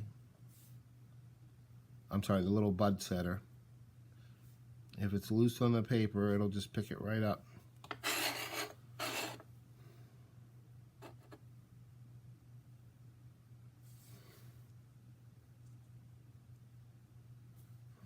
And if there's a better place to pick them up, it would be at the point, because we are going to be covering that with the center yellow. Okay, so that one went on pretty easy. I'm happy with all the placement. So I'm going to take my sponge texture, and I'm only touching the top. I don't want to touch my stripes because I want to leave smooth. Now my next flower is like right off the side a little bit to here.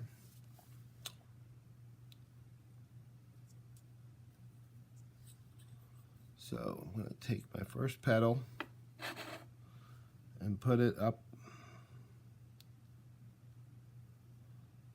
almost touching that one.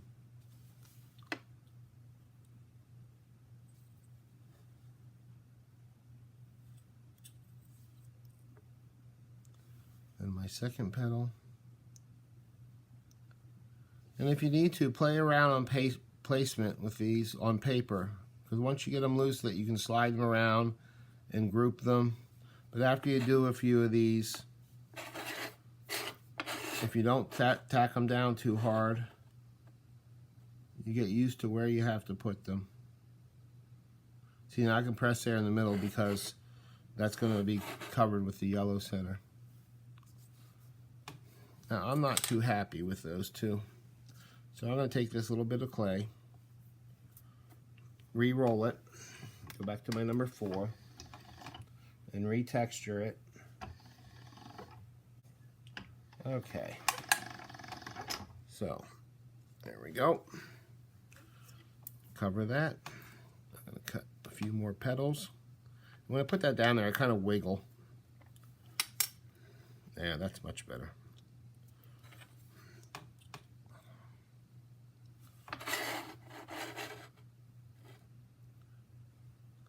I kind of have a personal goal of when I'm making stuff to not really have any scrap clay left, or very little. I picked that one up. That was the first one. I purposely did not attach that one at all because I knew I would probably have to move it.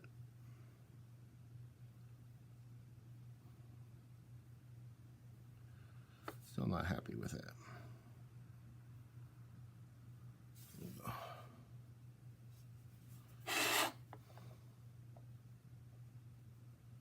Okay, so there's my 2 flowers.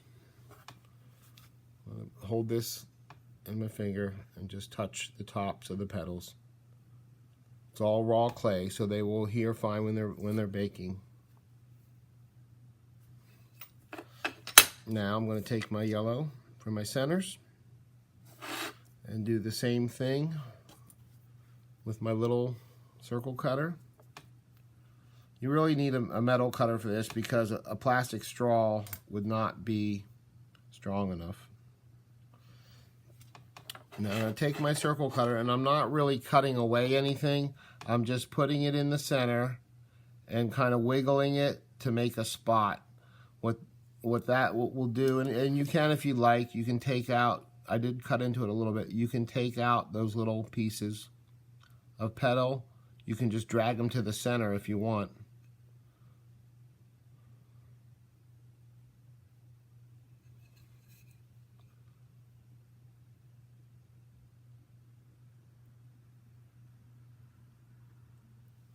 And then take your, of course, I got a little white dot on the top of that.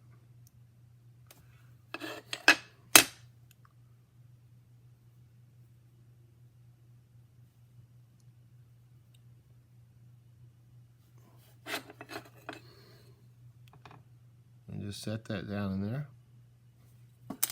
And the same thing, wrap the sponge around your finger and just touch it in there.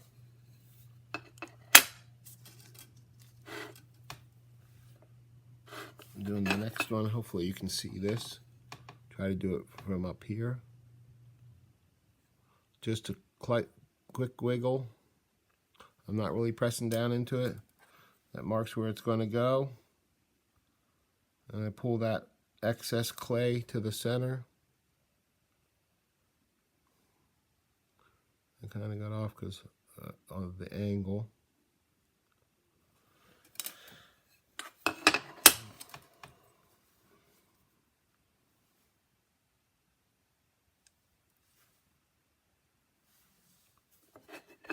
Now with that yellow being on a thicker setting, I got kind of a rised out of the pull that off of there.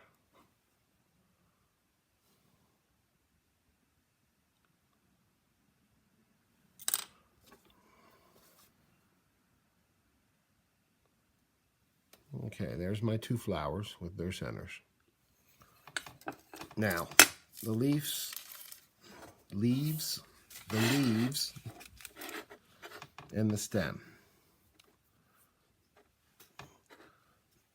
I'm going to do the top 3 leaves first. And what I do is I just take a cutter, a round cutter, and the first thing I'm going to do is I'm going to cut, and then that same piece come to the other side of that cut and cut away.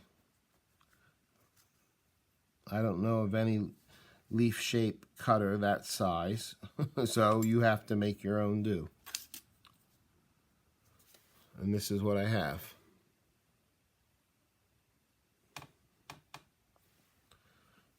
So I'll try to make all my leaves pretty much the same size.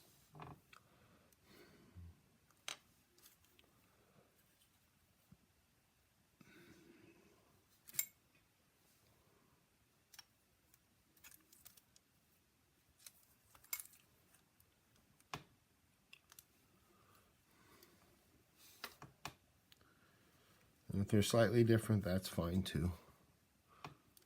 Now I could have made a little bit more of this. More than likely I'm going to have to roll this back through.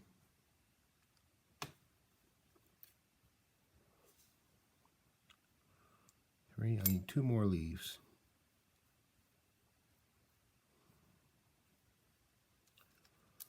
I could probably get one out of that, but I'm just going to go ahead and roll this back through.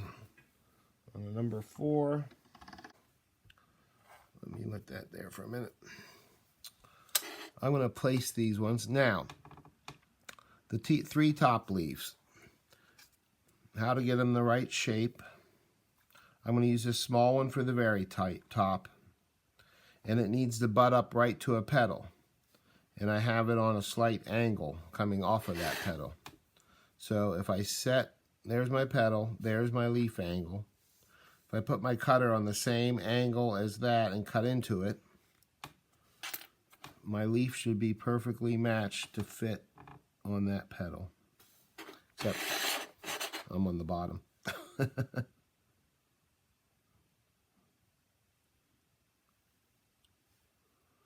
Okay.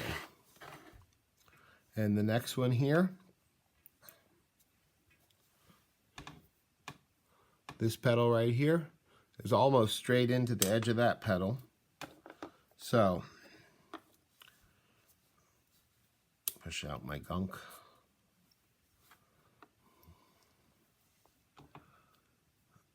Put my petal on that same angle, my leaf, and then hold my cutter on that same angle there, cut away. That will leave this.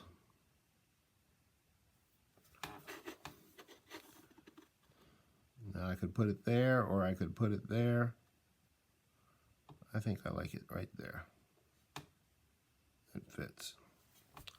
Now I gotta watch because I'm getting too close to my far edge here, so I'm gonna move that. Hopefully. Try not to touch my background because I don't want to have to. I'm going to make that a little shorter.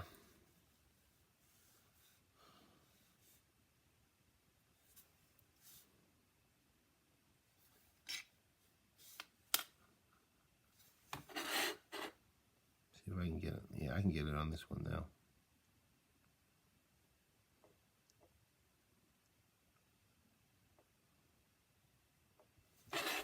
Okay, and my third leaf, that's straight off the end of this petal. So I'm going to cut this basically straight off the end.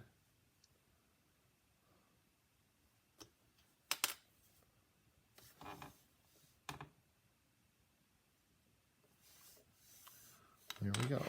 Now those, I'm happy with their placement. I'm not mushing them, I'm just making sure they're attached. And there's those 3 petals. Now, all those little bits will give me just that little bit more I need to make my last 2 petals. And in case I didn't show you, once again, I'm just laying that on the sponge. Every time I run both of them through the pasta machine, I reposition the clay on the sponge. And that's what builds up the texture. All right. Now, what I need to get out of this are the little stems and those last 2 leaves. So I'll do the leaves first.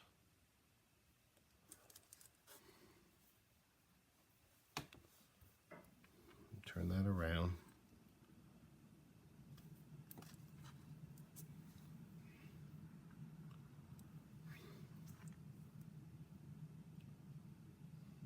I'm going all the way over to the edge because I want to leave some of that length on that side.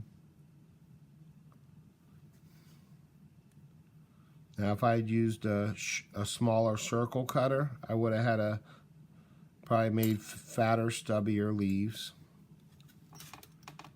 Probably what I did with this one.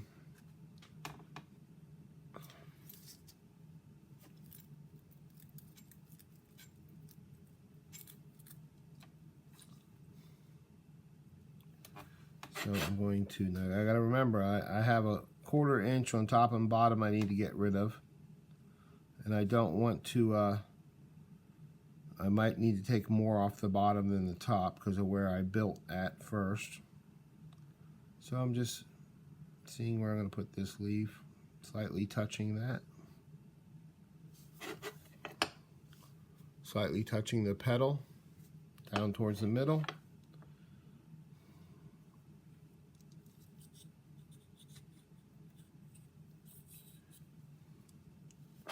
And the last leaf, right next to it, kind of out on an angle. And there is a little gap there. Now I'm going to take the thinnest slice humanly possible. I'm going to put this on here. And first I'm going to just give me a straight cut to get rid of the excess. And I'm cutting just the thinnest possible piece for that stem. I'm going to knock it off with my needle, with my tool. And if this doesn't go on there, textured side up, I'm not really worried about it. I have it held here. I'm twisting it, trying to get it to stand up on that end, and I got it right between those 2 leaves. Just touching it down. And then I'm going to come in here and with one of my needles, push right at the base of that petal, which will cut that off.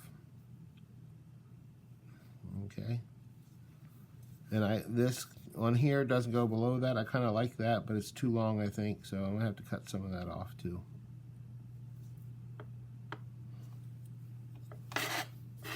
And then I'm going to do that one more time.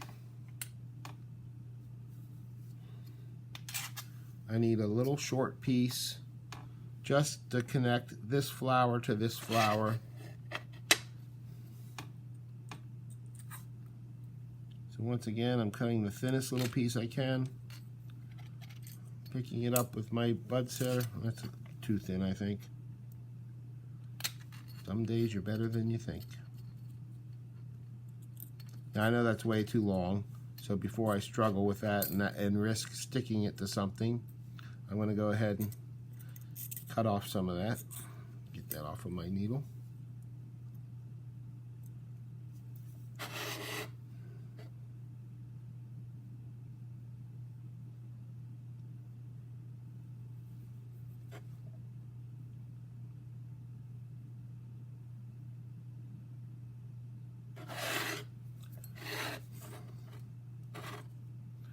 Just finagling a little bit. And I'm just going to pierce where that stuck. Nope, it didn't come off.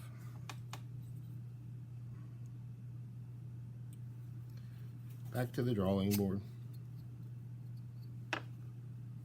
This does work. It really does.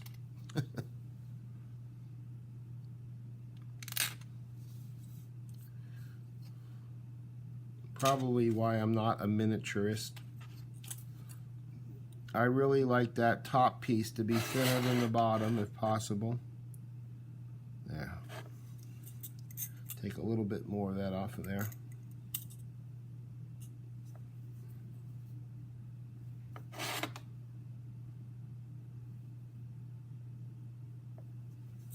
That's good. So now,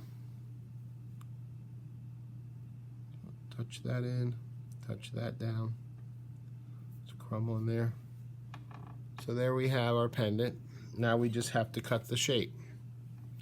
Now this is where your card comes in. You can lay your card, and if you have a piece of patty paper, it would probably actually be better. And I'm going to cut that out real quick, because it's probably better for me to show you with patty paper.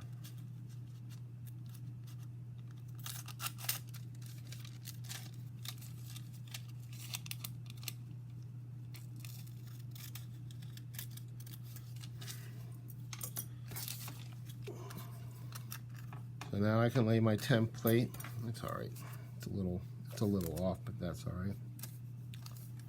Now on this one, my top is slightly thicker than my bottom, and my template isn't, but I can do that as I'm cutting. So I'm going to cover this up, getting the patty paper centered on my design the way I like it. The stems or the bottom leaves and stem are covered.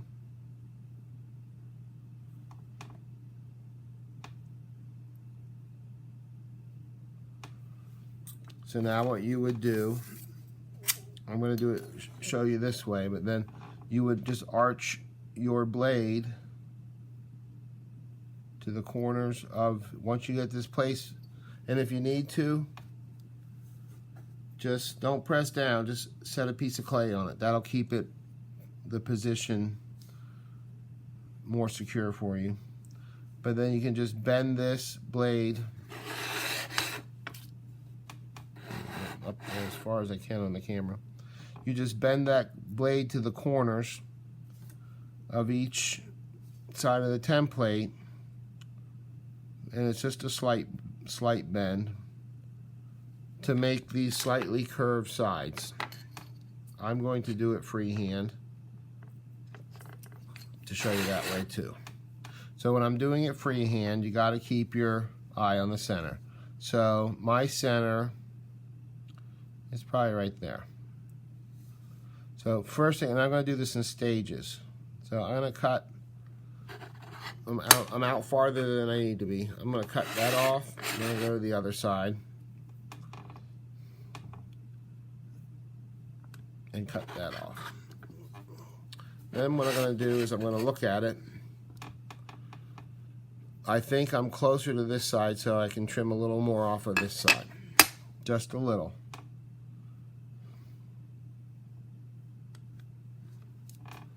Okay. So I'm happy with the center placement this way.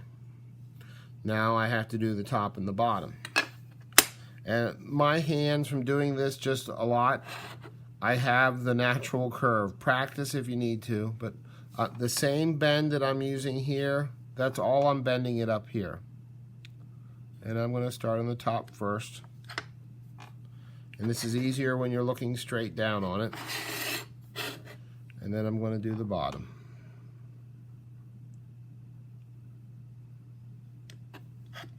That one's a little crooked, I think. Just a tiny bit. I'm taking some off of this side, so I'm going to put my blade right on the outside of that cut and come just in a little bit and just trim off the tiniest little bit, thicker on one side than the other. Okay, so now we have our cuts. Now these slightly rounded corners, that's done in the sanding process. Don't try to cut those. So there we have that. This is ready to bake. So we have all three of our projects here. They're all going to go in the oven. I'm going to set up for the next step in our tutorials. The next step will be creating the 3, oops, I got clay on that. I'll have to brush that out with alcohol. If you ever get clay stuck down in textured raw clay, get some soapy water and alcohol and a toothbrush and it'll scrub right out of there. And then we're going to be creating these 3 backs. The t-shirt bail, the easy back, and the nose bail. The nose bail has a hole in it on the side, and that's what hangs on your wire. You can also, on a larger pendant, if you had a pendant that was bigger than this, you can put 2 nose bails across at the corners on the back side to hold the thing. I don't like the little metal, the standard little metal tab sticking up. It's just a personal thing. I just don't like it. I don't wear jewelry, unfortunately, but I don't like that little metal tab sticking up there. That's why I like my all clay method to backs. All right, I'll be back for the next video after I clean this mess up and get these in the oven. These will bake at the manufacturer's recommended time and temperature. This is Primo, so I will be baking it at 275, and I will bake these for 45 minutes. They will also have subsequent bakings. Thank you. If you would like more information on my string theory workshop, it's a class I supply directly to you. You can contact me on Facebook Messenger or look for my string theory workshop polymer clay group on Facebook. I will put the link in the description. Thank you for watching, and part 2 is a separate part of this video for finishing the backs and the bails.